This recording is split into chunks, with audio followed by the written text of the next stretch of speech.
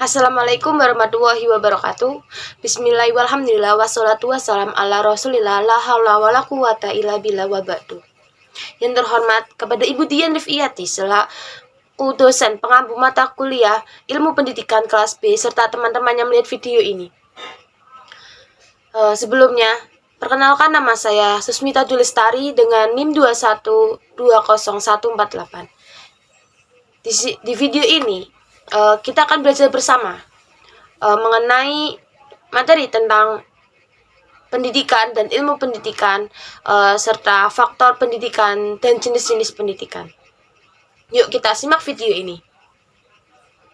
Apa sih pengertian dari pendidikan itu? Kemudian ilmu pendidikan.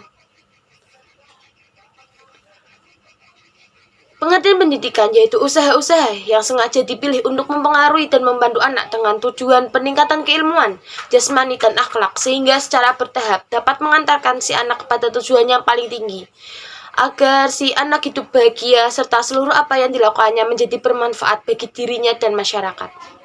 Kemudian, apa sih itu ilmu pendidikan? Ilmu pendidikan adalah suatu kumpulan ilmu pengetahuan yang tersusun secara sistematis dengan memiliki metode-metode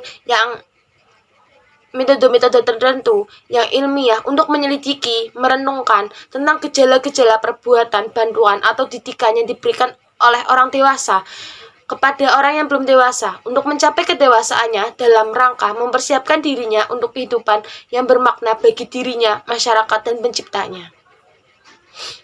Kemudian, apa saja sih faktor-faktor pendidikan itu?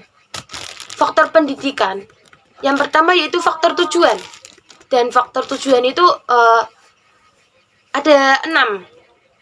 Yang pertama yaitu tujuan umum. Tujuan umum merupakan sesuatu yang akhirnya akan dicapai oleh pendidikan. Seperti ditemukan di atas, kedewasaan merupakan tujuan pendidikan. Maka berarti semua aktivitas pendidikan harus diarahkan ke sana untuk mencapai tujuan umum tersebut. Semua manusia di dunia ini ingin mencapai tujuan itu, yaitu manusia dewasa.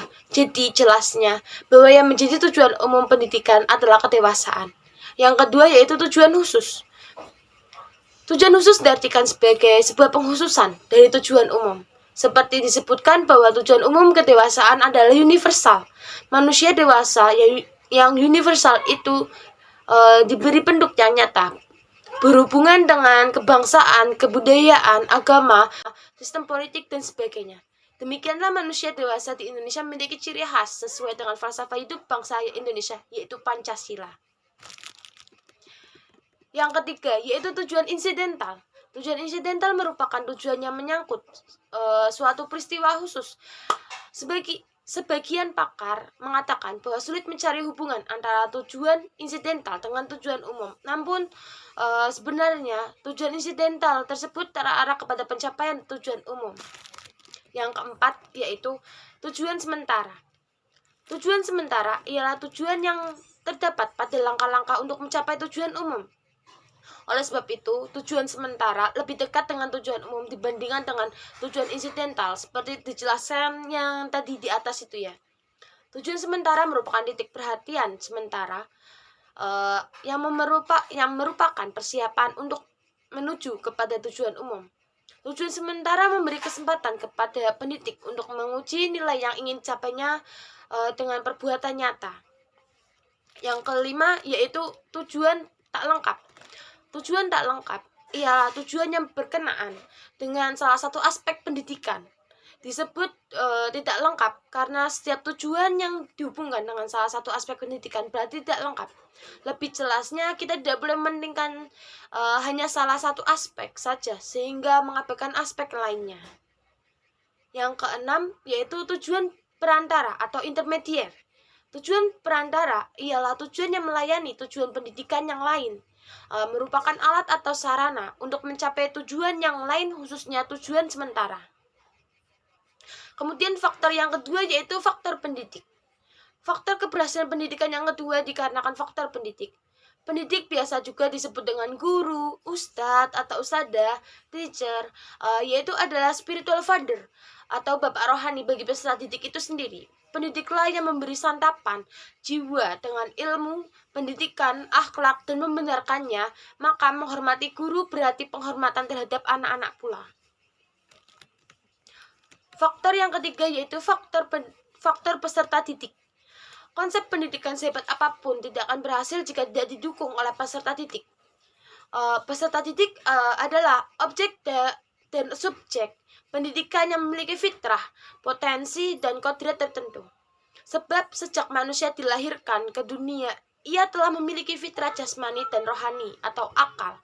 Namun, tidak sedikit manusia yang belum memanfaatkan kedua potensi yang dimilikinya secara optimal. Faktor yang keempat yaitu faktor alat pendidikan.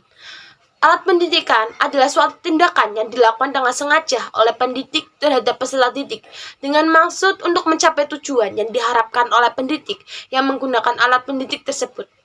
Alih kata, alat pendidik merupakan suatu situasi yang diciptakan secara khusus dengan mempengaruhi peserta didik secara pedagogis atau edukatif. Yang kelima yaitu faktor kelingkungan atau yang terakhir. Faktor lingkungan memegang peranannya sangat penting dalam mendukung keberhasilan pendidikan, baik pendidikan formal, non-formal, maupun informal. Lingkungan pendidikan yang baik akan menghasilkan pendidikan yang baik. Sebaliknya, tanpa adanya lingkungan yang baik, niscaya tidak akan menghasilkan pendidikan yang baik. Lingkungan pendidikan yang baik dimaksud adalah lingkungan yang mendukung tercapainya tujuan pendidikan dalam arti luas. Dengan demikian, wujudnya dapat lahir secara alami atau sesuai kearifan lokal sosiokultural masyarakat, atau sengaja dibentuk, diciptakan, dan dikondisikan oleh pemangku kepentingan. Sekarang, apa saja sih jenis-jenis pendidikan itu?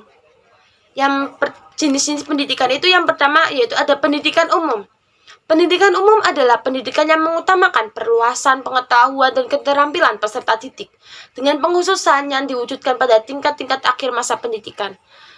Pendidikan umum berfungsi sebagai acuan umum bagi jenis pendidikan lainnya. Yang termasuk pendidikan umum itu yaitu SD, SMP, SMA, dan universitas. Yang kedua yaitu ada pendidikan kejuruan. Pendidikan kejuruan adalah pendidikan yang mempersiapkan peserta didik untuk dapat bekerja pada bidang pekerjaan tertentu seperti bidang teknik, jasa boga, dan busana, perhotelan, kerajinan, administrasi, perkantoran, dan lain-lain sebagainya. Lembaga pendidikannya yaitu seperti STM, SMTK, SMIP, SMIK, dan SMEA. Jenis pendidikan yang ketiga yaitu pendidikan luar biasa.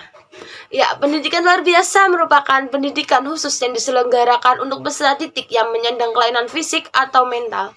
Yang termasuk pendidikan luar biasa adalah SDLB atau yaitu bisa disebut sekolah dasar luar biasa. Untuk jenjang pendidikan menengah masing-masing memiliki program khusus, yaitu program untuk tunanetra, tunarungu, dan tunadaksa, serta tunagarita. Untuk pengadaan gurunya disediakan SGPLB, yaitu Sekolah Guru Pendidikan Luar Biasa serta dengan Diploma 3. Yang keempat yaitu pendidikan kedinasan.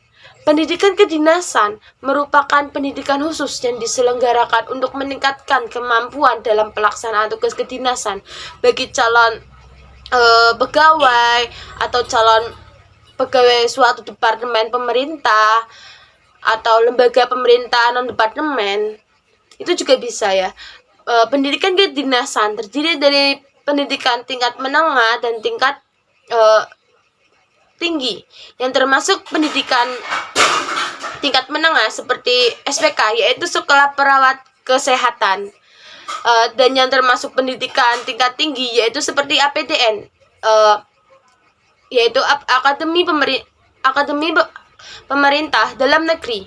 Yang kemudian jenis pendidikan yang terakhir yaitu pendidikan keagamaan. Pendidikan keagamaan merupakan pendidikan khusus yang mempersiapkan peserta didik untuk dapat melaksanakan peranan yang menuntut penguasaan pengetahuan khusus tentang ajaran agama.